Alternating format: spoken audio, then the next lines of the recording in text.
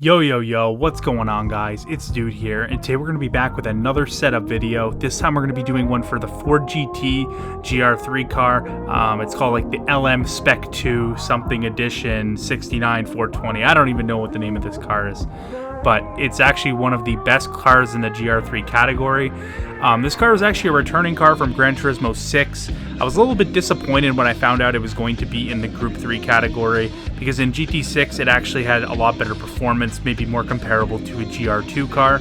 But nonetheless, it does fit into GR3 more nicely maybe than even the McLaren F1 did when they added that. So yeah, I'm extremely excited to give you guys a setup today. I do think this is a top 5 car overall, just on one lap pace, because it has amazing straight line speed. To give you an indication how good the straight line speed is, it's actually a little bit better than the Citroen and probably a little bit worse than the McLaren F1 and the Peugeot VGT and the convertible Volkswagen, but it's really high up there. It's top tier, and I recommend this car at almost any track. There are certainly tracks where this car is better than others at. It's not quite as versatile as the Citroen, but we'll get into that here in a bit. So before we get into the setup here, if you guys want to help out the channel, I would greatly appreciate it by leaving a like and commenting. Obviously subscribing as well is extremely helpful to help me continue to make videos on this channel. I know I've been slacking a little bit with the uploads recently, but we're going to actually have a mad dash, get all these GR3 cars out. Of course, Gran Turismo 7 is fast approaching, so we're going to definitely have tons of setup videos on that game as well as other content ideas that I have for this channel. So yeah, thank you guys. I'm going to get back into the setup. So here we are on the Ford GT LM Spec 2 test car. Yeah, so the setup is pretty comparable to other mid-engine cars. There's a few things on this car and setup adjustments I might recommend if you're more a novice driver or someone who just simply doesn't enjoy dealing with oversteer, because a lot of my setups tend to be very much set up for my driving style and what I can do to get the most out of the car. So if you find the car to have that little bit of a mid-engine problem that I mentioned in the other videos, pretty much I give this advice every single MR setup that I give for Group 3, is raise the front ride height. If you find the car to be unstable on corner entry especially, raising the front ride height will mitigate this substantially and give you a little bit more of an easy driving experience. It does hamper your high-speed cornering just a little bit, but it will definitely be well worth the trade-off if you have a hard time controlling the car. The Ford GT as well, it doesn't have as bad off-throttle oversteer as the Citroen or something else like the Audi, for instance, but it does have pretty bad on-throttle oversteer at low speeds. Getting traction down in the rear is actually quite of a challenge in this car. It definitely can come out of low-speed corners extremely fast, but it also is on a bit of a knife's edge. So something I usually don't recommend to change, but you could change on this car as well, is that acceleration sensitivity. I like to run it at 60, but if you want to run it a little bit lower to kind of help you get the throttle down a little bit more progressively and a little bit easier without getting wheel spin, yeah, I recommend turning that down if you're having an issue with wheel spin. So the transmission is pretty self-explanatory. You're going to want to move your max speed auto set to what you see on screen, which is 143, and then move the final gear to 2.250. Of course, I have the long transmission version because that's what we're going to be using today in our test hot lap. But you can shorten the transmission by moving the final gear to the right to accommodate the tracks that have not as long of a straight, obviously. But like I said, today we're going to be using the longer version of the transmission.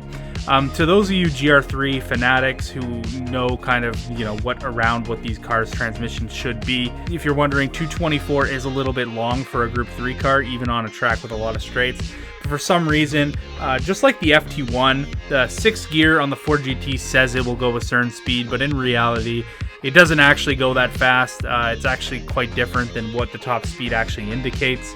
But yeah, you're going to want to put 6th gear to where it says 224 and just set those individual gears. Of course, the first 3 steps, 143, 2250, and then the gears. So today we're going to be at Fuji. That's where the hot lap is going to be today, just because it demonstrates the car's strengths and its straight line speed. And obviously the lower speed corners, as I mentioned, can be a challenge in this car, but if you do get them correct, this car is quite nimble at low speed. At high speed it has a little bit of understeer, but it's not too bad. So right here you're going to be wanting to go hard on the brakes. About as hard as you can go on the brakes. Get the car turned in on that curb.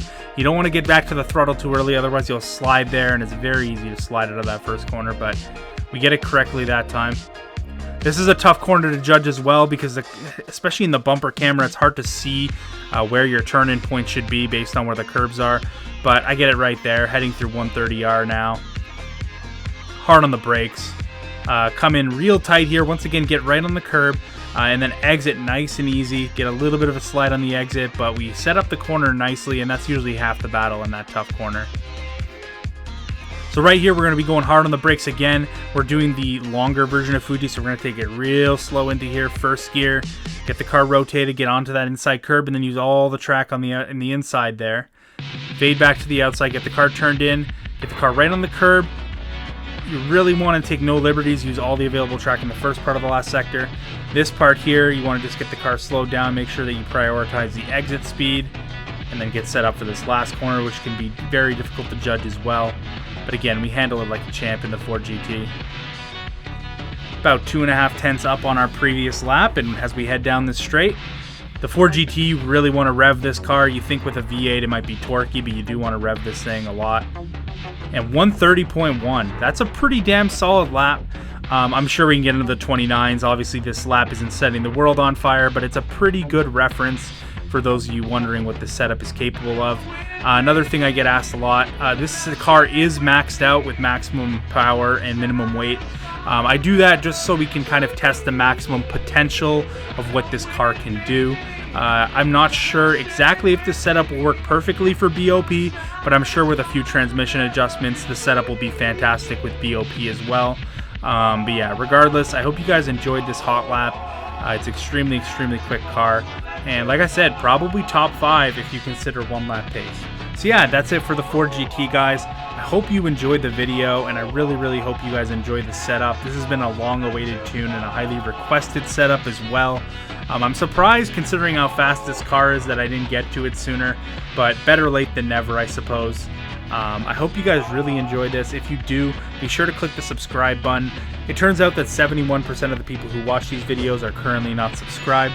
So if you guys can click on that subscribe button, it would really help the channel out a lot. I've definitely not had as much motivation to upload recently due to real life things, but the videos and the uploads are coming. I love uploading for you guys, and I love seeing the responses and the constructive criticism on the videos. So yeah, expect more from me, expect more setup videos, expect more videos in general. I'll put up some polls on what kind of cars you guys want to see next. I'm going to be pretty transparent. I think the WRX is probably going to be the next car that I'm going to upload a setup for, which is actually surprisingly the polar opposite of this car. So yeah, nonetheless, I hope you guys enjoyed. It's been a long-ass outro. You guys have a good day. I'm out. Peace.